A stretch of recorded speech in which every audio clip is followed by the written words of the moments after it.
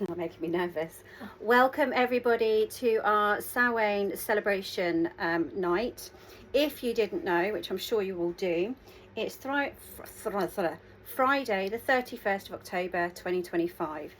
A lot of you have been out trick-or-treating. Maybe you still are out trick-or-treating. Some of us are in my therapy cabin at the back of my garden doing our Samhain ritual. So if you don't already know, I sell these sabbat boxes. They're £10 every sabbat, which is 8 a year. We follow the cycles of the wheel of the year. So my aim is basically within one wheel of the year, you will have 8 of these. And if you carry on coming along each year, so each Samhain, so this time next year, you can get your Samhain box out. And what we worked on last year, we'll do some deeper learning and deeper knowledge and understanding of it the next year. So it's future proofing. So anyway, these sabbat boxes, I've just, is it going to fall out? It is going to fall out. No, it's not. This is what everybody gets when they arrive. You can open yours, guys, if you want. We're going to be using them. So this scroll here, is basically everything we're going to cover tonight. So I've just rolled it up and it's just all folded like that. So I'll be reading through it and explaining bits and pieces and then helping you all work through them. So we've all got this here. And then as we work through, the activity that we're going to do tonight is a Samhain altar, ancestor altar. And all of the goodies are inside this little parcel here. So I'll just open up mine quickly so you can see mine. Have a nosy if you want, guys. And there we go. So that's all the bits that you're going to get. And I'm going to talk you through it. So don't panic. Just stay with me and I will help guide you through. Okay? Right. Let me delayer,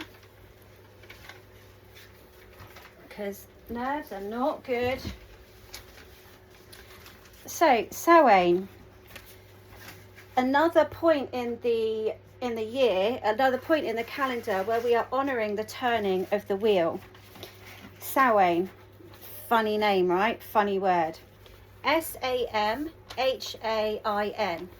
Depending on what region you come from, it could be Samhain, Samhain.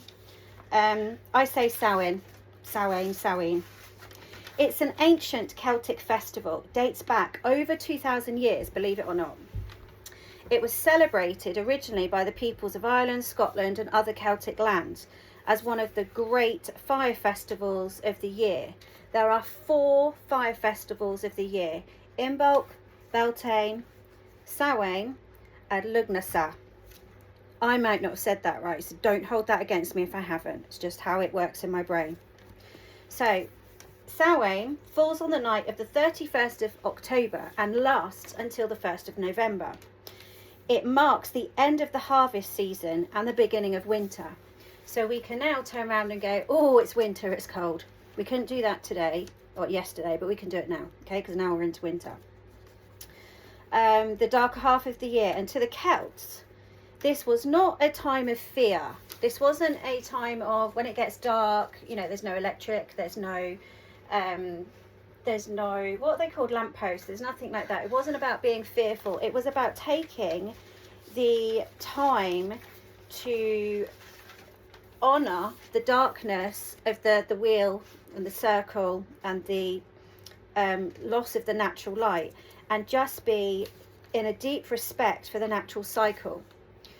This follows on from Mabon, when we went into the beginning of our autumn. Mabon was a time of reflection, gratitude and thanksgiving, and you know, being grateful for all that we've had with the harvest, things like that, which is why we have a lot of charity events through Mabon.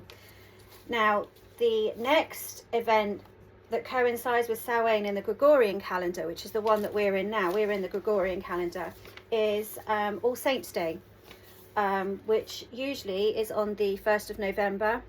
Then we have Fireworks Day, which we remember Guy Fawkes and the gunpowder plot. And then we have Remembrance Sunday, the 11th day, 11th month, 11th hour. So Samhain was the original, and then everything else has come on board and has just taken the spirit of the season, the spirit of the turning of the wheel. So it's a deep respect for the natural cycle. We remember those that come before us, so we remember our ancestors, and we just are thoughtful of rest, death, and eventual rebirth. So there'll be a lot of triple moon goddess. My business logo, sorry, here you go, shameless branding there. Trinity Wellness is a Triskelion. So past, present, future, death, rebirth, afterlife, all of that. So it's all interconnected. So you see a lot of that symbolism going on as well. It was believed that at Samhain, the veil between the worlds of the living and the dead became very thin. So there's 2 points of the year when this happens. So we've got it in basically the opposite of where we are now. So in the springtime, the veil is quite thin, and here the veil is thin. So that gives us the opportunity to remember our ancestors, those that have gone before us, those that mean something to us. And I'm not just talking about, you know, grandparents, parents, brothers, sisters, you know, I'm talking cats, dogs, animals, friends, friendships that you don't necessarily have now, but what meant a lot to you a year or so ago, or maybe longer. Because, you know, death, rebirth, grieving, afterlife, they takes many, many forms. So even if you don't have like a massive ancestor tree or big family tree to pull from, you know, relationships, where were you? Who were you a year ago? Are you that same person? You know, have you had a kind of personality death and rebirth? Have you done some progression? You know, so we're thinking of all of those sorts of things that are going on.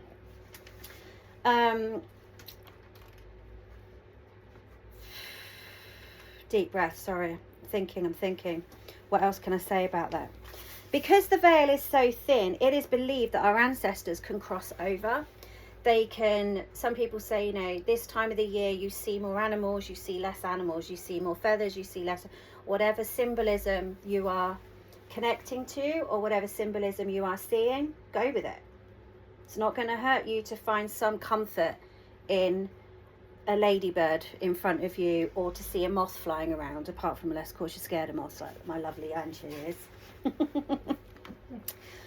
So what we do to honor that is we will set up a ancestor altar. So in your box you will see that you have everything there. So the first thing that we've got for our altar is, you may laugh at me, but you need to remember, I have to think about what I can send safely in the post that's not going to raise alarm bells if it ever gets scanned, and you know, isn't going to look too bad. So what you've got here for all of you is you've got a twig from my broomstick, from my besom, that has been blessed and protects my house. And to this, to create the branches, because you find a twig that's got a lot of branches that's going to represent a tree, and for love or money I could not find enough for everybody. So good old pipe cleaners and a bit of an imagination, and very helpful 8-year-olds. So this is our ancestor tree, and this will be the focal and central point of our altar. So what I want you to do is, a space in front of you, if you're working along at home with us, I should have given you all plasticine to blow it, to poke it in, but I didn't, so I'm just going to lie mine down. The next thing you have in your Samhain box is these little picture frames that I managed to find on the Tinterweb. So they're joyful, they're colourful. Some of them are, you know, black and white, a little bit edgy. I've stepped away from like the gothic. I've stepped away from black and whites, honouring our ancestors. This is a time of celebration, so that's why I've chosen big, colourful, you know, butterflies, swirls, that sort of thing. So what you can do, if you've had time to prepare, like what came out with the emails alongside when I posted you your boxes. So your options were to have the pictures of your ancestors ready cut out for you. Now you can either stick them on these frames, or what you can do, which is what I'm going to do, is just write the name of my ancestors and those that I want to pull close to me tonight. So I'm going to give you all a couple of minutes to do that. There are 4 each. If you need more, let me know. And obviously if you need more at home, any old bit of paper will do. Or like I say, if you've got any of the pictures, just go get the pictures of your ancestors, cut them out, or just leave them as they are. Bear with me 2 seconds. I'm going to give you a couple of minutes and then I will log back on.